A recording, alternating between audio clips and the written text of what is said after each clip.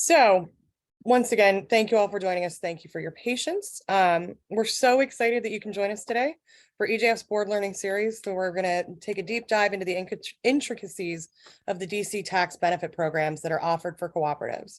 So at EJF, we're very proud of our long history with cooperative housing in DC. We trace our roots to Edmund J. Flynn, who, as you may know, introduced the concept of housing cooperatives to DC in the 1920s.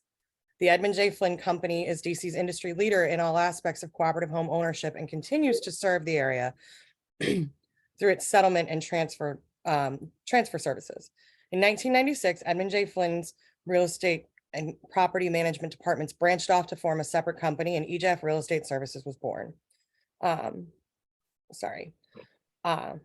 name is Mira Brown. I am the Director of Operations for EJF Real Estate. And in that capacity, I actually manage I'm having trouble with getting into presentation mode. I handle the administration of our co-op tax benefits. So the Zoom bar was hiding my presentation mode.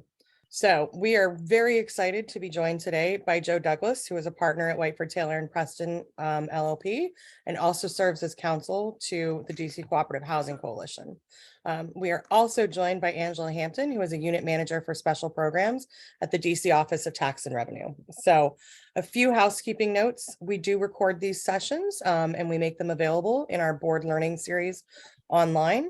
After the program, it usually takes us about a week to get them polished and put up. So this is a webinar format, so everybody is on mute.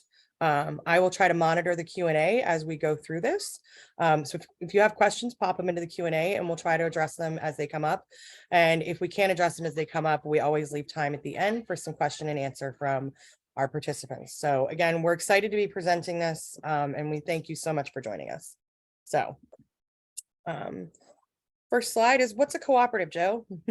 Well, a cooperative, and if you're here today, I hope you know already, a cooperative is an organization, usually a corporation, although not always, that owns property, and the shareholders or members of that corporation, by virtue of their ownership of an interest in the company, have a right to lease space there as a residence. We're talking about residential cooperatives today, although there are all kinds of cooperatives. And so it's a leasing relationship. It's not like owning a condominium unit where you actually own the space you live in. And that has some important differences, and not the least of them is real property tax. Because on a condominium, if you own a unit, you get your own separate tax bill from the district. But that's not what happens in a cooperative.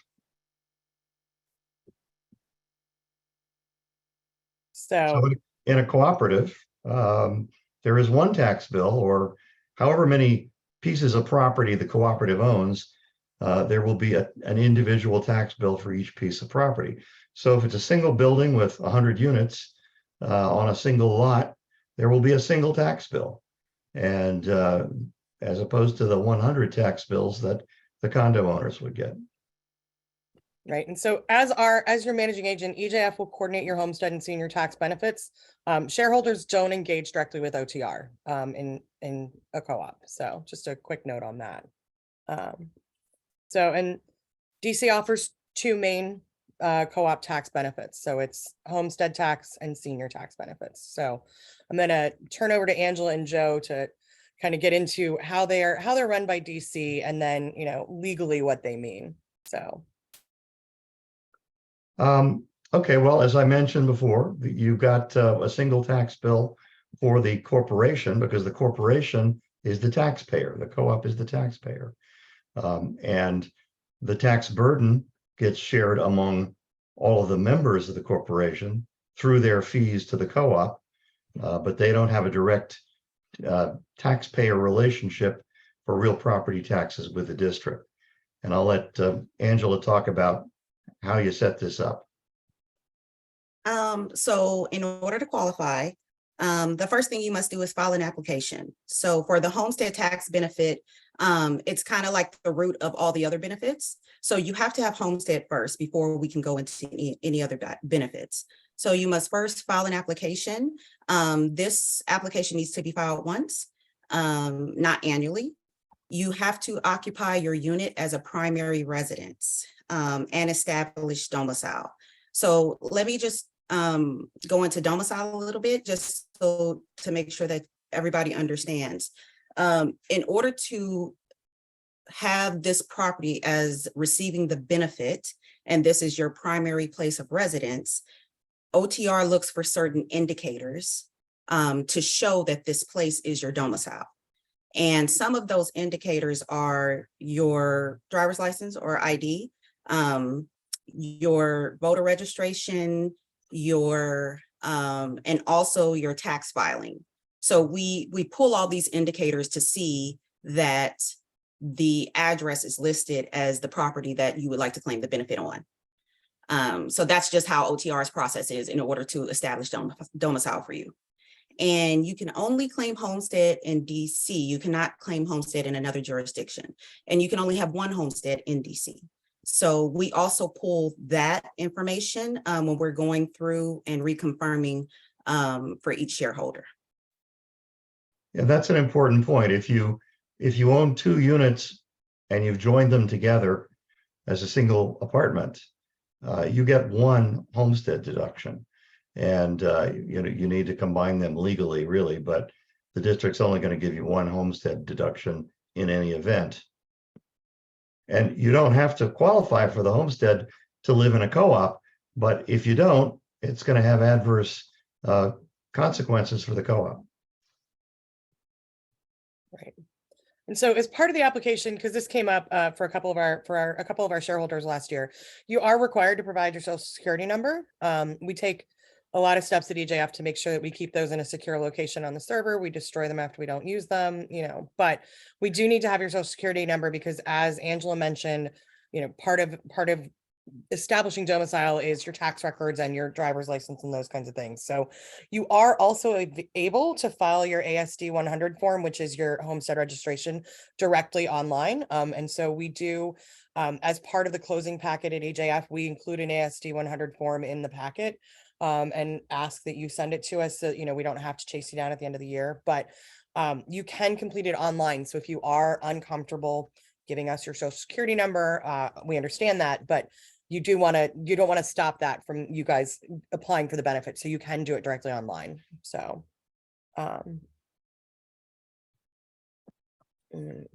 So the homestead deduction reconfirmation occurs in advance for the next tax year. In October, OTR mails out a list of the current shareholders receiving the homestead benefit for each lot square in DC. And then these confirmation packets are sent to the cooperative, to the address that we have on file for the co-op. For most EJF clients, I guess that would be. Yeah, for most clients, we have them sent directly to our office, but we do have a couple clients who choose to have it sent directly to the co-op. Oh, okay. Okay. So by December 15th, and this date may change a little bit, depending on the year. Okay. That's usually the date that we have due for these packets to be in so that we can do adequate billing for our first half bill. Okay, so this is done by the management company through the portal and My Tax DC. This portal stays open all year, but for filers after March 31st, you will only receive second half credit for the homestead deduction. Anything before will receive, the full credit. So the cooperative agent, representative, management company submits the new applications for homestead deduction in the portal and removes any units that have changed hands or the status has changed or anything like that. And then we go from there. Angela, we had a question to come up with, just to confirm ITINs are okay. I think that's an alternative to a social security number. A TIN number? It said ITIN. I'm not familiar with that number. Okay, I believe it is, but let me double check.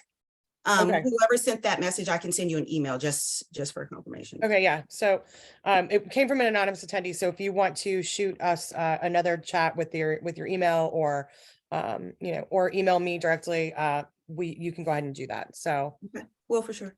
Can I just interject for 1 second? So you talked about these deadlines here.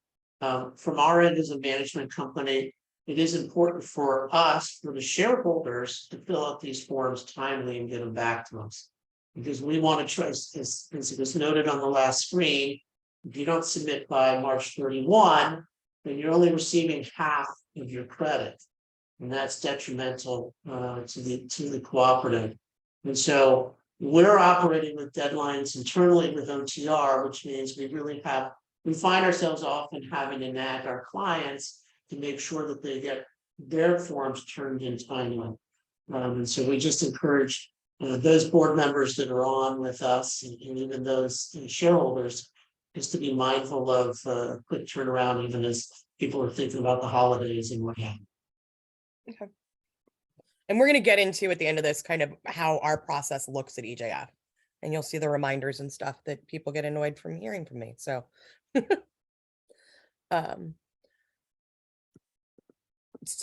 if, Angela, I don't know if you want to take this, but when we register your homestead, we also register for your tax, your trash credit. Mhm. So yeah. Yeah, so I guess the real estate taxes pay for trash collection, and cooperatives that pay for their trash collection to a vendor are eligible for a credit on their taxes. I believe it was 123 for this year for the trash Yeah, credit. I think that's what we said. It was Yeah. $123. So that amount, like the homestead deduction, changes every year. So we allocate the trash credit as such. And this is done by providing a copy of the cooperative's trash bill and submitting it to through the homestead confirmation. Right. And that is done through the homestead process. And that credit is split between the halves, like the homestead. Awesome. So Let me talk about the implications of homestead deductions. First of all, if you qualify and you're a member of a co-op, the co-op will get $1 credit against its tax bill. And the amount changes, but it's a certain number of dollars off of the tax bill because you qualify for the homestead. The whole policy behind this is that the district wants to treat owner-occupied residential property favorably for real property tax purposes. There used to actually be a separate tax rate, but that doesn't apply anymore. But currently, one benefit of being owner-occupied residential real property is that you benefit from the tax cap.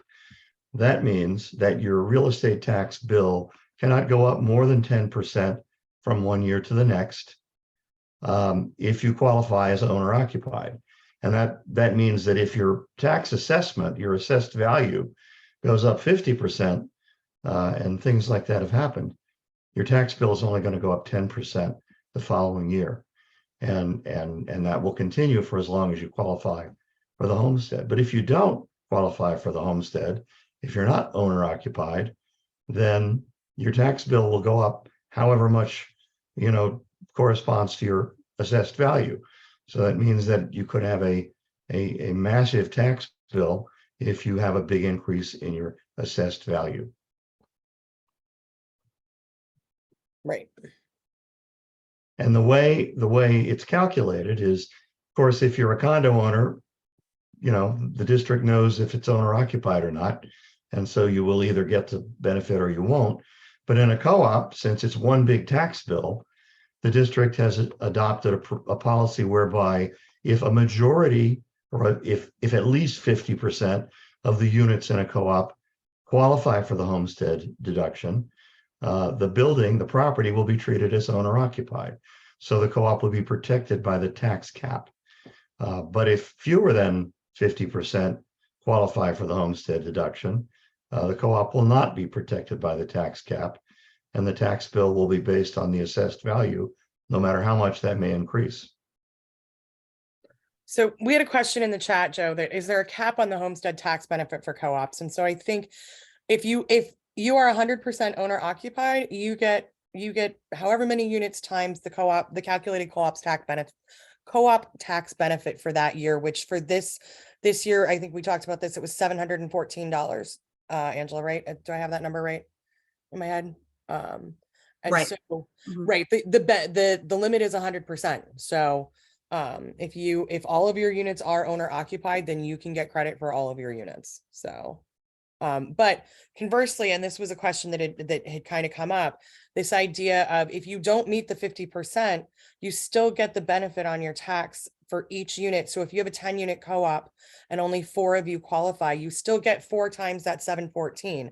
You're just not qualified for the 10% tax cap that Joe was talking about.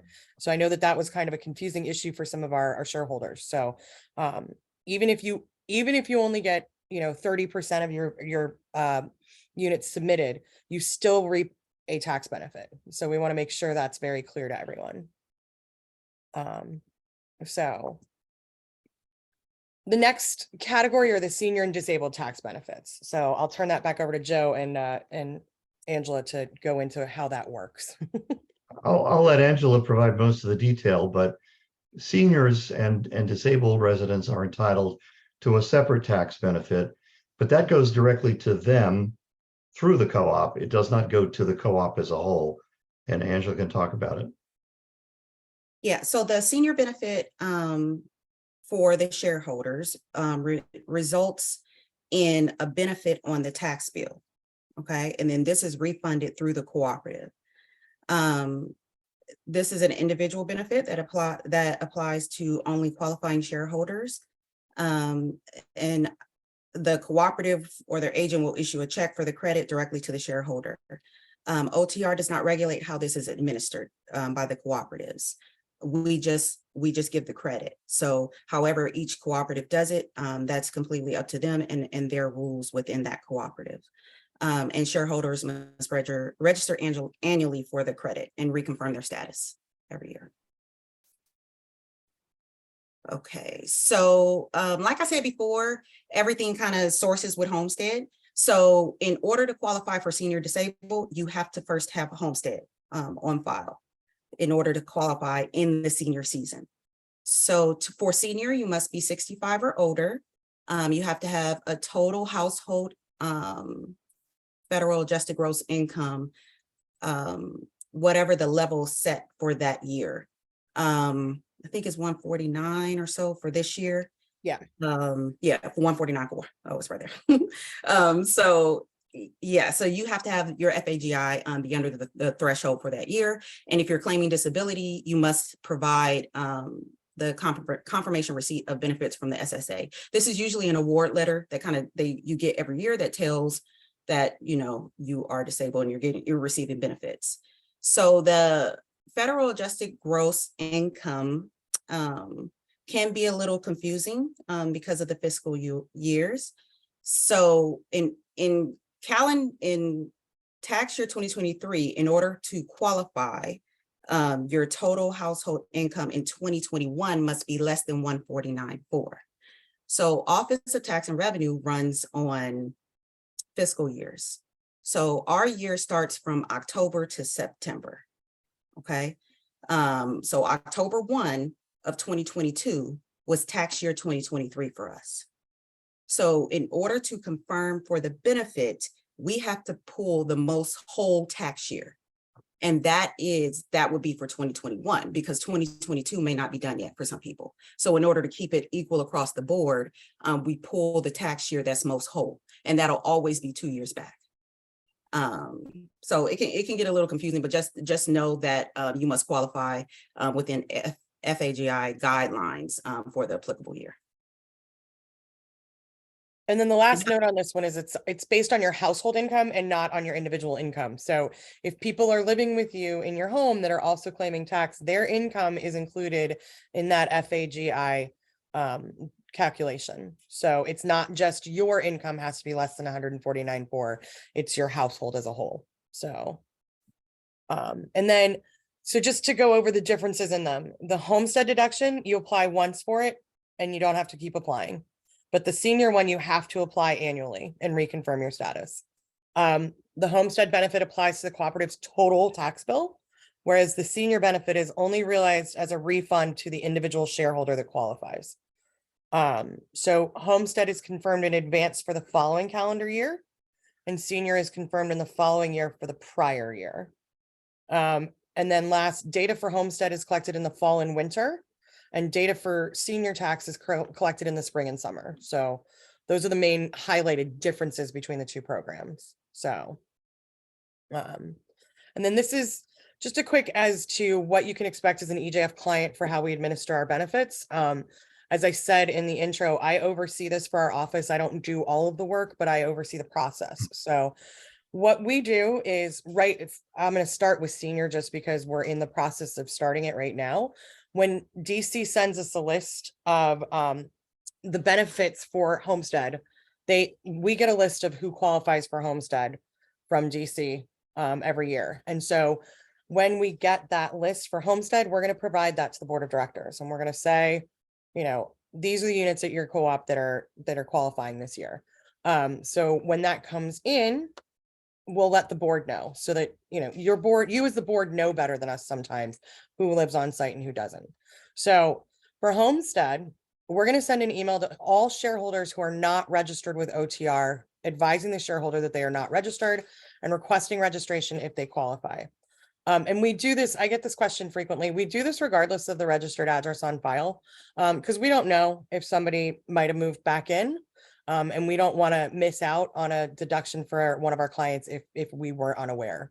So prior to submission to OTR, we're going to update the board on applications received and allow the board, we hope, for a week to seek other applications as they see fit. Because we know we run into, I don't have email, or, I missed that email, you used a different account, whatever it is. And so we're going to send out the notice.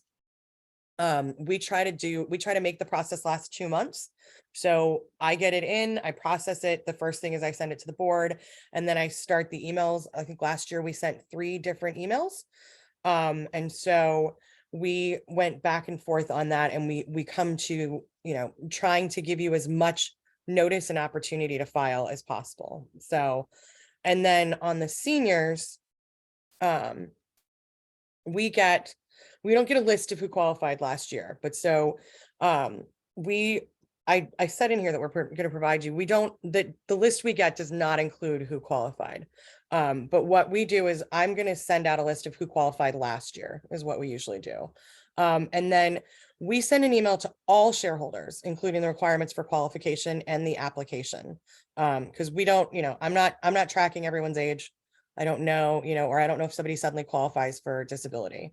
And so a new step this year that we've added to the process is we're going to send a follow-up email to anyone that got the benefit last year that hasn't submitted an application. So that if you submitted last year and you qualified for the benefit and you haven't submitted a benefit yet, or an application yet, it points to me that you may not realize that, you have to do it every year. And so what we do is we're going to send out an email this year that says you qualified last year. Please let us know. We want to make sure you have every opportunity to submit your application. And then again, prior to submission to OTR, we're going to update the board on the applications received, and again, allow the board time to, seek other applications if as they see fit. Because again, you live on site, your residents, who qualifies or who doesn't. So And here, I'll just jump in here again, similar to my comment earlier and the comment in the Q&A right now, which I'll defer to Joe on if he wants to answer. But from our standpoint as a management company, this is a team effort, both with boards and with shareholders. As Mira pointed out, we've tried to improve our process over the year and send multiple reminders and communications. But ultimately, we don't have every single data point. And so we do need to partner and team with our clients, both at the board level and at the shareholder level, to make sure we are getting the most tax benefits that the cooperative is eligible for.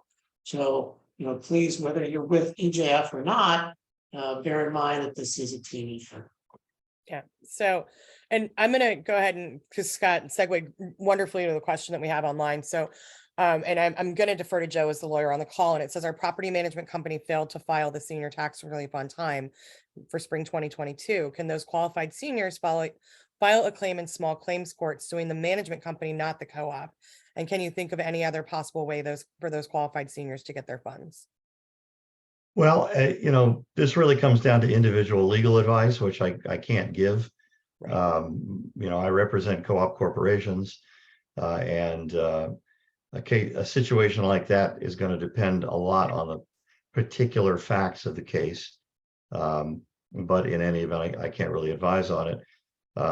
Certainly, if something didn't happen right, people have a right to find out why, and then if they feel that they do have a basis for a legal claim, they can certainly talk to their own lawyers and pursue that. Obviously weighing the economics of it, as you always have to do. Right. So Melanie is asked if just point out senior residents are least likely to use email. Can they file through PO box with board help?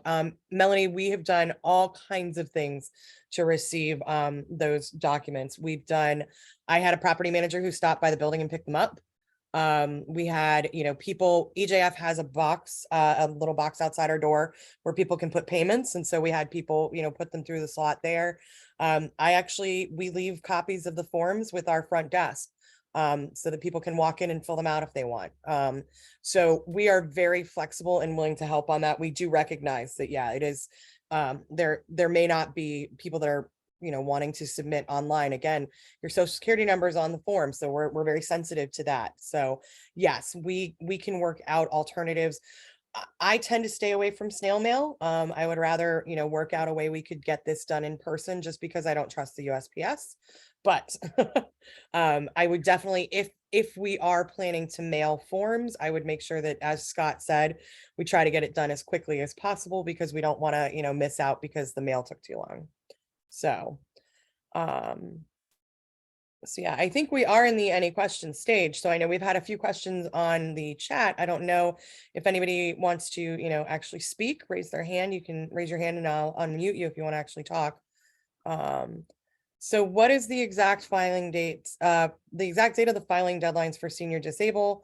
What about all the seniors and disabled who do not have email? So the exact filing deadline for senior disabled, Angela, do you know that off the top of your head?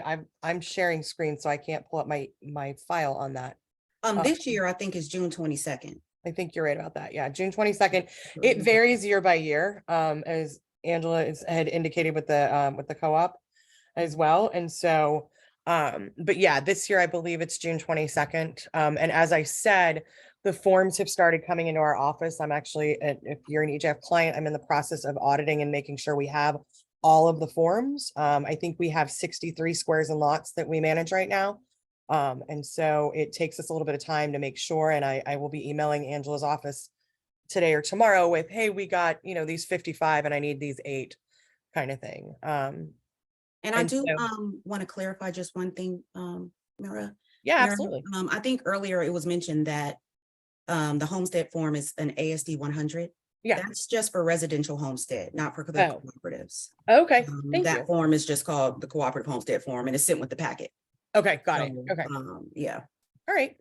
And then what about all the seniors and disabled who do not have email? So again, we work through at EJF, and again, I'm only speaking for EJF. So at EJF, we work through the board of directors for those kinds of questions. If we don't have an email for someone on file, I will clock that when I'm doing my mailings, and I will send to the property manager, because I don't actually manage all of our co-ops. I will send to the property manager, hey, I don't have emails for these 6 people in the building. We need to make sure they're aware of the senior disabled.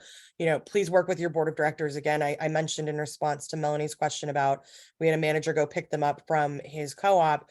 He also dropped off forms and slid them under the door. So depending on the size of your cooperative, you may have a site manager who can administer those things in person for you. And so there's all kinds of options for that. So if you're concerned about it, I encourage you to reach out to your property manager and just ask them how they plan to handle it. And if you are an EJF client, they'll promptly forward that to me, and I'll help walk you through it. So, and then Scott, do you want to handle, does the property management carry errors and omissions insurance? EJF does, I know that for certain. All Right. again, company should carry E&O or errors and omissions insurance, as it's called. I would say typically $1 million is probably the ballpark, but consult with your insurance agent directly for particulars on that. Thank you. Wendy, would you like to unmute and talk to us? Yes, thank you. Hi, Wendy. I have Wendy Wachtel from Rutland Court. It recently came to our attention that communications sent by both mail and email were getting bounced back to EJF, return to sender, but that information was not getting passed on to the co-op. So we didn't know that there were bad addresses, that's street addresses, and email addresses on file. So did EJF look into this, or is there any consideration on the drawing boards for EJF to look into their policies, what they do or don't do when communications are returned to them? So I wasn't aware that there was a physical mail that was having issues at Wendy, but vis-a-vis the email, what I actually talked about with the managers on my team, and then we're kind of piloting this to check with all the rest of the team, is we can run a report that shows if an email was read, opened, or if it did bounce. And so particularly for this kind of mailing, we're building it into the process to run that report, you know, the next day and see if anything bounced for email. For snail mail, honestly, we send it so infrequently that I don't know if we have a policy, Scott, or are considering one. Ultimately, the responsibility is on owner/shareholder for any type of address update. The onus is on an owner always for any type of communication with the management company to contact us and provide us updated information. So I don't know the particulars in this situation, but we would look to that be owner/shareholder responsibility. And on that front, I'll Mm, also say yeah. to Scott's point that at EJF, through the owner portal, anybody can update their email or mailing address at any time live. So just We know that. We know it's the owner's responsibility. We tell our owners that. And still, owners, especially the older ones, don't register for the portal, and or if they're off-site and it's like in a state or something like that, which was the situation in this case, they moved, the old address is no good anymore, and the mail was getting sent back, return to sender. We didn't know it. The executor for the estate had never registered on the portal. They know it's their obligation. I sure. was just wondering about EJF's policies and procedures. That's all. Sure. Yeah. So like you You said, know, we can't know what doesn't happen, right? Right. If there's no, because we're not in that loop any way, shape, or form unless a payment doesn't show up. Only Right. then do we figure out that something's wrong. okay. So we definitely take your point on board, Wendy. Like I said, in response to what happened, we've already started running this report now, and I added it to the procedure for the co-op, particularly for this co-op mailing, to, you know, run the report and make sure that we get the delivery status on it. So and we'll, you know, we'll talk amongst ourselves at EJF and come up with something for the actual mailing. So thank you. And Thank so you. Thank you very much. absolutely, thanks, Wendy. So we had a question that I think is a great one. What happens to seniors that don't file income taxes, Angela? I know that there's a provision, but I can't remember what it is to verify your income, I think is what you need to do, right?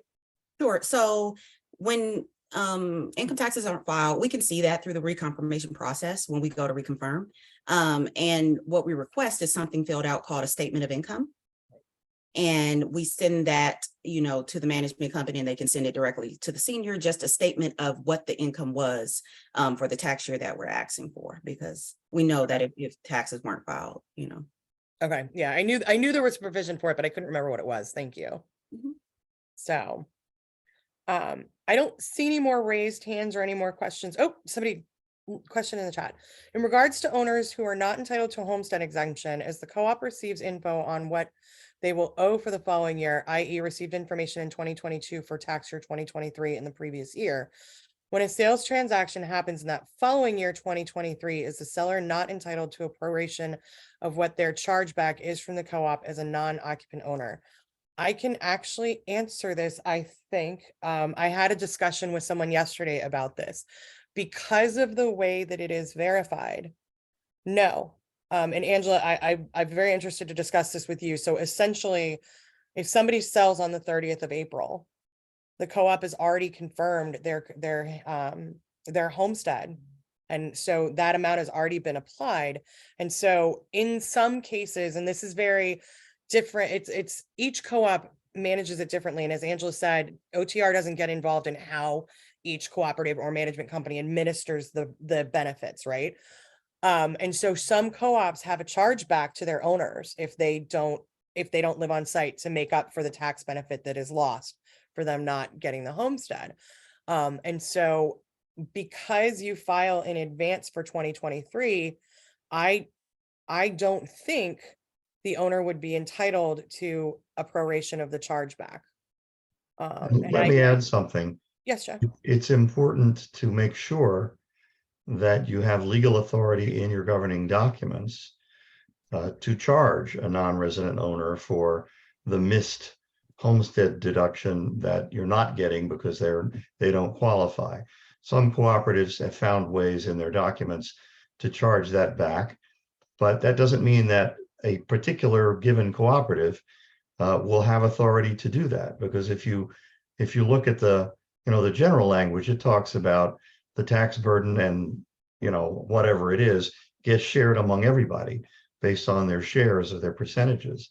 And if that's all it says, it's going to be a little bit harder to find a way to charge back those people who don't qualify for the homestead. I didn't even think about that. And then do we have sample language authorizing chargebacks and co-ops? Joe, I think, do you have any of that? I think It depends on the individual co-op.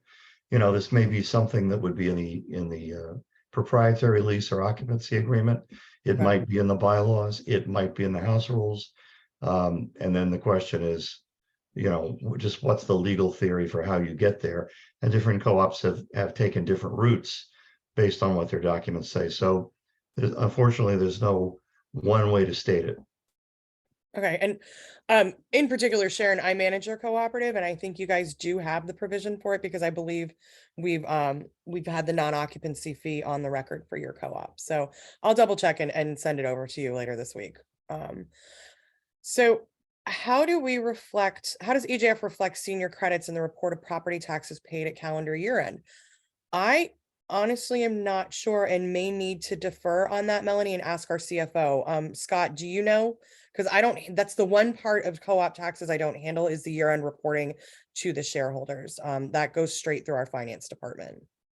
Yeah, my understanding is that we do send out notice reflecting the amount, but I think that you verify that with Sam and his team. So let me talk through this, Melanie. So what I do when I'm submitting to DC is I give them a report that says, this is the portion of this person's co-op fee that was paid in taxes. And then, so, because I guess the amount that they get back isn't known until later in the year, because I'm collecting the information now to submit to get that money back to them. And so I don't think that it's reflected on the year end. The year end, you see the gross of what everybody pays. But I'm going to take your question down and I'm going to ask Sam, and I'll get back to you on that one, because I'm honestly not positive and I want to make sure we get it right for you. And Sharon, yeah, I see your question. And yeah, we can discuss this one-on-one, because I feel like we did before, we did charge back, but we'll make sure that you guys are covered on that. So, all right. So I now don't see any more hands raised or any more open questions. So I'm going to give it another minute or so for questions to pop up. But we encourage you all to, ask questions. And like I said, we're going to make this available online. So you can share it with other colleagues in your co-op if they, if they have any questions. And there was a question at the beginning that I answered in the chat, but we will post this this PowerPoint with the video. And I just want to note with that, there are a couple things in here that are year specific. We did mark them that, for 2023, it is this. But, if you're looking at this next year, there may be some slight changes to the actual amounts of things. So again, thank you all for joining. We had some great questions. And Joe and Angela, I'm really so grateful to you both for participating in this. I really think this was a really good session. So I really appreciate you on that. Thank you. Thank you for Thanks. opening. Been our pleasure, and thanks for inviting us to participate. Absolutely. Thank you all. And we'll be sending out for EJF clients, we'll be sending out an invite to next month's session, which will be a financial discussion with a couple members of our finance team. So we'll get you more details on that very soon. Thanks a lot.